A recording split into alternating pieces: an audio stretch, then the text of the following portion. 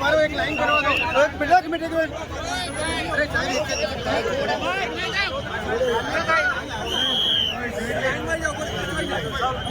તમે થોડા ખસી જાઓ ઝૂમ કરીને લો ને પાછળથી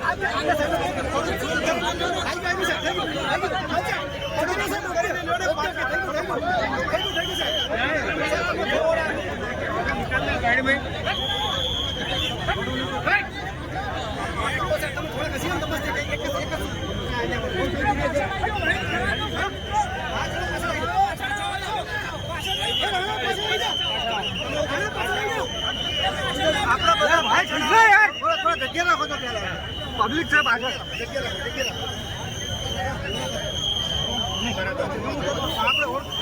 પાછળ કરો પબ્લિક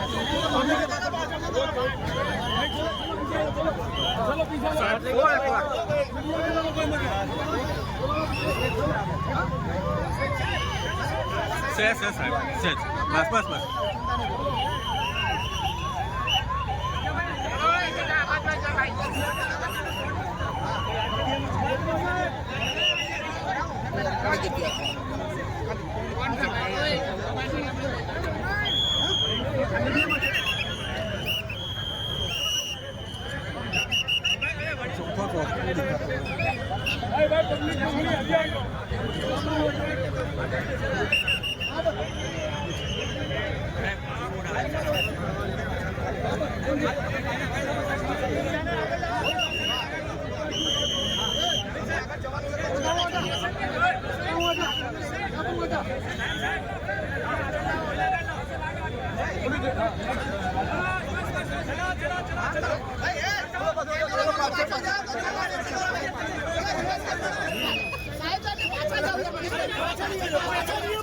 क्या ना पड़ी तो उनके ना पड़ी तो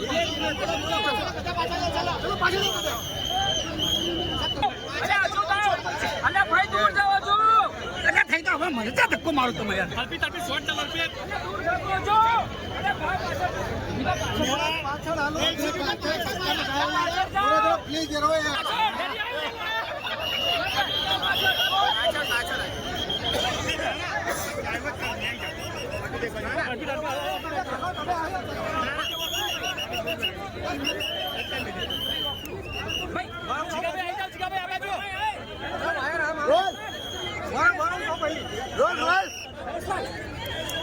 રોલ વિસ્તારમાં બનેલા સમાજની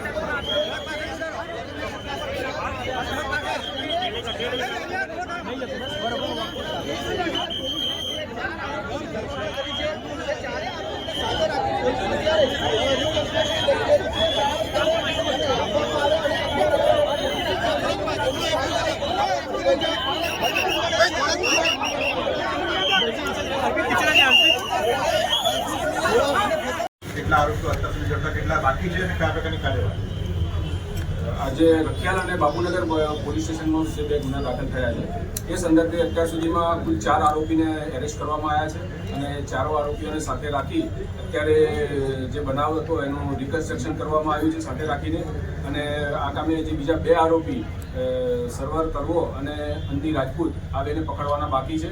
એ માટે પોલીસની ટીમો કાર્યરત છે અને ટૂંક સમયમાં જ આ બંને આરોપીઓને ઝડપી લેવામાં આવશે. આરોપીઓને સાથે રાખીને કાયદાનું ભાન કરવામાં આવ્યું. આરોપીઓનો ઇતિહાસ શું છે, ગુનાહિત અને કેવો આતંક હતો?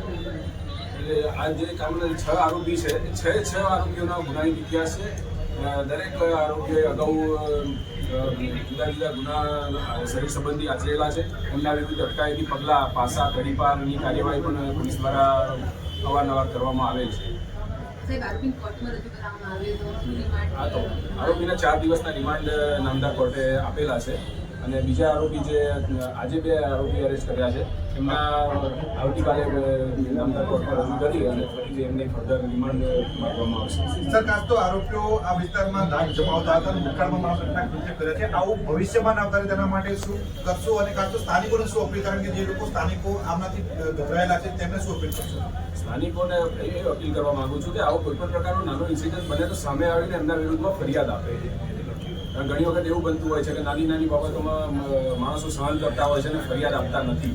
આવો ઇન્સિડન્ટ બનતો હોય છે. એના કારણે આવા જે આરોપીઓ છે એમને મોકળું મેદાન મળતું હોય છે અને એ આજ રસ્તા પર આગળ વધતા હોય છે. સર, આ આરોપીઓ પાસે તલવાર જેવા તીક્ષ્ણ હથિયારો હતા અને રોડ ઉપર હતા, તો આ તલવારની હથિયારો ક્યાંથી લાવ્યા હતા એ બાબતે કોઈ તપાસ કરવામાં બધી તમામ મુદ્દાઓ ઉપર તપાસ કરવામાં આવશે અને તેમના જોડેથી જે કંઈ હથિયારો તલવારને એમની જોડે હતા એ અમે કબજે કરીશું.